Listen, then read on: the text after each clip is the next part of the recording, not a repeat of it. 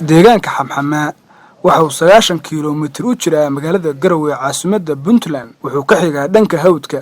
waa deegaan bilicsan oo ku habboon dalxiiska waana dhul ku wanaagsan dhaqashada xoolaha wuxuuna caan ku yahay qaar ka mid ah 4 mees xoolaad sida ariga iyo geela ariga xamxamaa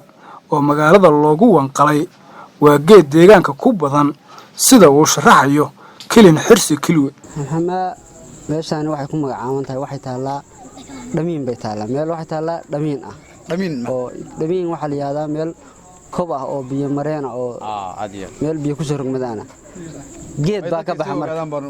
geed baa marka ka baxa geedka ugu badan baa waxa la yiraahdaa xamxamaa geedka ugu badan oo xamxamaa geedka laftiisa waxa la xamxamaa hadii tuuladii meesha laga asaasay waxa la yidhi xageed tuuladii laga dhigay baraagtii ninkii hebel ahaa Allah naxariiste wadaad inta loo oran jiray Macalin Abdulqaadir baraagtii ugu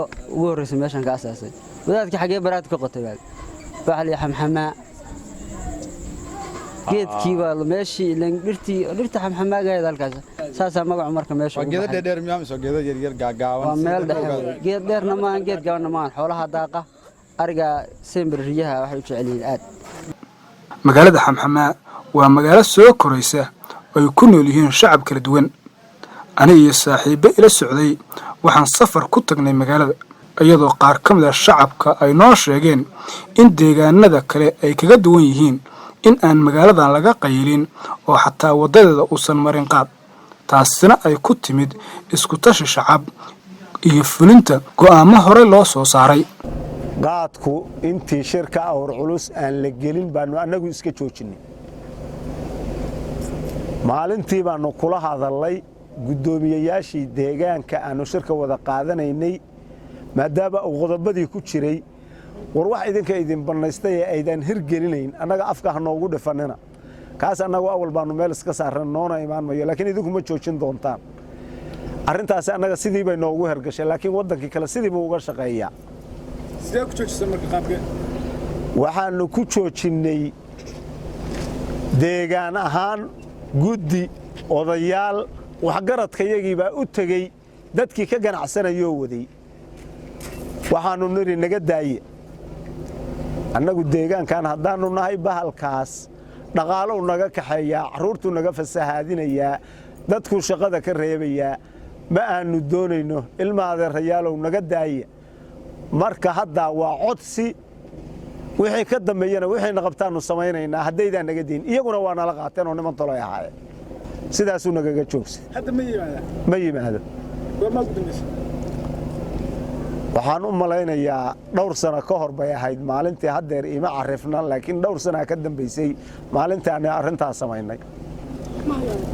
marka ma inta idinku dhowdhowaa mise waa tuulada maye dee tuulooyinka noo dhowdhowaa uu tagaa baan ku rajo weynahay laakiin tan ma yimaado wadadeedana ma soo maro qaar ka mid ah dadka deegaanka xamxamaa ayaa sheegay magaalada inay xagga caafimaadka ka hooseyso ayagoo dawladda ugu baaqay in laga taageero dhanka caafimaadka maamulka magaalada Garowe waxaan ka codsanaynaa arrimaha noocaas ah waxbarashada leh nabad guurinta deegaanka leh caafimaadka leh in deegaanka xamxamaa wax laga qabto wax qabasho xoog leh buu u baahan yahay oo qoryuhu ka mid yihiin annagu deegaan ballaaran baanu nahay MCH kayaga waxaa laga dhigay Hboos hay'adii wax ka dhistay meeshan lacag yar bay la timi oo 5 kuna inta kale deegaanka bixiyay boor baa noogu dhagan ay halka noo dhigto oodafa boorka maalintii la dhigay baa wax yimaada ugu dambeysay boorkaas wax la keeno ugu dambeeyay gudihiisii baan daawo la keenin miis buusan lahayn qaboojiyuusan lahayn dee waa guri annagu aan halkaa ka dhisno iska xiran haddaanu doono marakan martidaanu seexinaa maamulku marbuu gabar noo soo diray gabadhii muddo fiican bay joogtay 4 bilood mushaarkeedii waa ay weey maxamed gaaciro oo ka mid ah dhalinyarada aqoon-yahanada ee tagay deegaanka ayaa ku amaanay shacabka deegaanka xamxamaa sida ay go'aan midaysan uga qaateen joojinta qaadka. marka dadka reer Xamaa gaar ahaan waxaan ku ammaanayaa isku tashiga quruxda badan ay sameeyeen oo kow ka yahay xataa inay wadadooda u diideen inuu qaad soo maro sida noo sheegay waxay dhaheen xataa wadada ma maray dhaheen waa u tagnay waxaan dhahnay haddii aliyaan la yahay waxa weeye qaadka naga kaxeeya waana nala qaateen bay dhaheen maasha Allah waa waxay ku ammaanan yihiin. Cabdicasiis Xaraf oo ka mid ah odayaasha deegaanka Xamxamaa ayaa tilmaamay in ay guul weyn ka gaareen joojinta qaadka balse xaabadii laga guro wali deegaanka taasina ay dawladda xaggeeda waxba ka socon waayeen. baahiyaha iyaga Ilaahay baa koobi kara